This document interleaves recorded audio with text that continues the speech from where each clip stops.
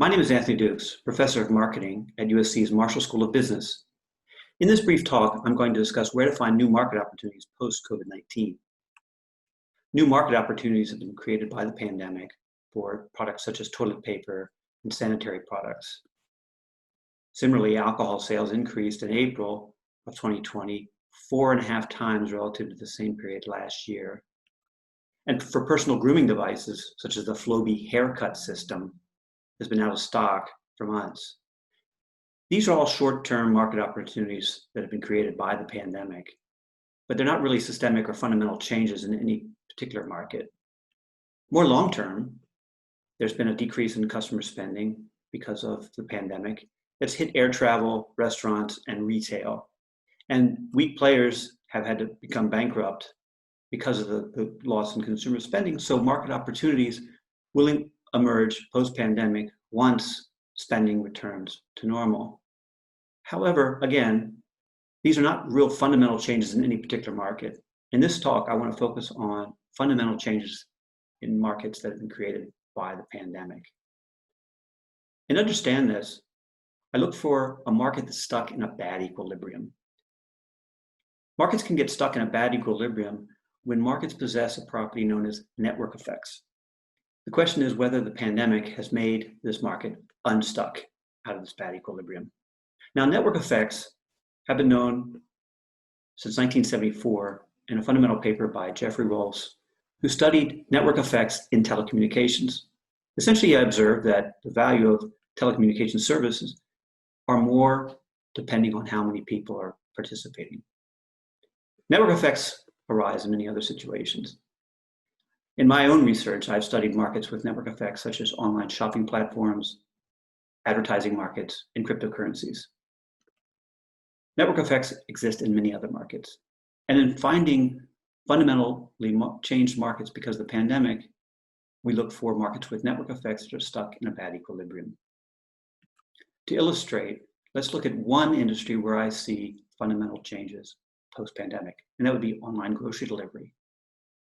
Online grocery started 1996, yet 24 years later, it represents only 4% of the grocery market. Some barriers to growth in this market can be seen in this Forrester research, where they surveyed customers and identified that many customers do not expect products to be delivered in good condition or in a timely manner. This gets us in a bad equilibrium because there's a sizable portion of people who would like online grocery if it were available in their area. Why cannot it be delivered in their area? Well, let's look at the theory of network effects graphically. In this graph, on the lower axis is the number of customers in a particular market, and on the vertical axis is the individual customer value from participating in that market. Now here is with nobody in the market, the first person in the market doesn't get much value from participating because there simply aren't enough grocery stores or online delivery services that can provide it, or that consumers don't see the benefit because there's just not enough of it. However, when more and more consumers participate, more grocery stores participate, and the availability of services increases. We're stuck in a bad equilibrium because someone has to invest in delivery equipment, software development, and getting grocery stores on board. And consumers have to overcome their fears or their anxieties about ordering food online. Therefore, we're stuck in a bad equilibrium because the benefit is lower than the cost. To get the market out of equilibrium, or out of the bad equilibrium, we need to pass a critical mass. Once we're past the critical mass, then market forces take over and lead us to a good equilibrium. It's the effect of the pandemic that can get us to this critical mass. In the case of online grocery delivery, consumers learn that products are delivered in a timely way and in better condition than they expected. Stay-at-home measures have forced them to try it out. So what we can expect is a growth in this market as we move to a better equilibrium in online grocery delivery. So online grocery delivery is one area where I see new market opportunities post-COVID-19. In the remainder of the talk, I'm going to talk briefly about four more.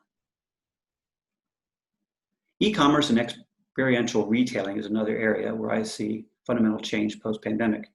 In some sense, this is not a fundamental change so much as it is an acceleration of an existing change. Now, despite all the talk about e-commerce, it still only represents about 10 to 17% of consumer spending online, according to US Census. Many consumers still exhibit concerns over payment security, privacy concerns, and delayed delivery. Yet during the pandemic, many consumers who were staying at home were forced to do more online shopping, which may help alleviate some of their initial concerns about privacy and payment and delivery. So the longer term implication is post-pandemic, we'll see an accelerated transformation of physical retail, and we'll see fewer department stores, which were suffering before the pandemic. By this acceleration, I mean a transformation of brick and mortar environment that compensates for what's not being delivered in terms of online shopping. For instance, many social aspects to shopping with friends and family, it's not possible online. Retailers have compensated for that through experiential retailing. One example of that is a lifestyle shopping center, which provides a more social environment for shopping. That includes not only retail shops, but also opportunities for dining and entertainment. Another area where I see market opportunities post-COVID-19 is in educational technology.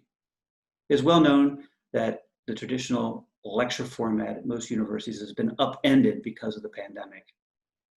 The traditional lecture format is somewhat inefficient because it involves repeated lectures to different students over the same semester and over year to year. The flipped classroom environment is more efficient. It's more efficient in the sense that the professor delivers the lecture once, students watch it at home in a recorded fashion, leaving classroom time for more active learning.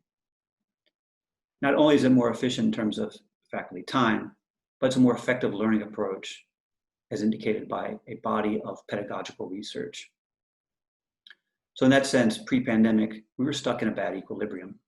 Post-pandemic, therefore, I expect to see growth opportunities in educational technology, instructional software, and expanded bandwidth. Another area where I see market opportunity post-pandemic is in the home office market.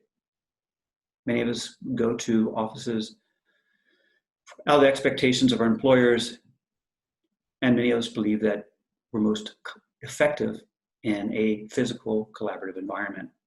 Yet the pandemic has shown us that we can be pretty productive through email and Zoom and other collaborative technologies.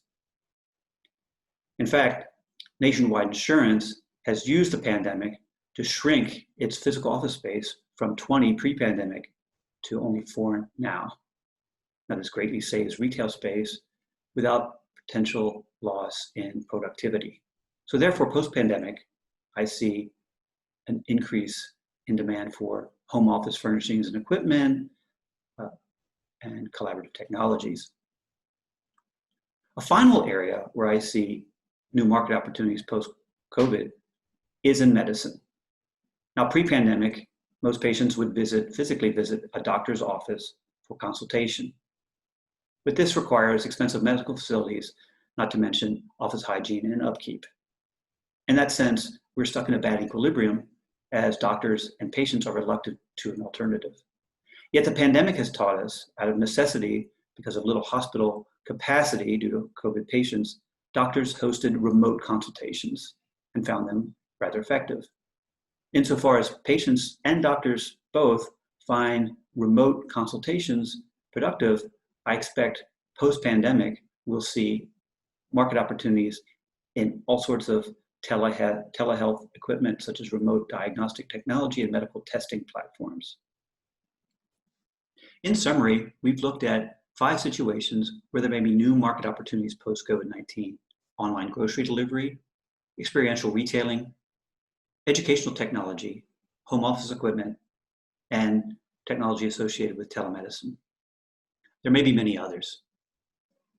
What we've learned today is a step-by-step process in how to find these new market opportunities. 1, look for a market that's stuck in a bad equilibrium.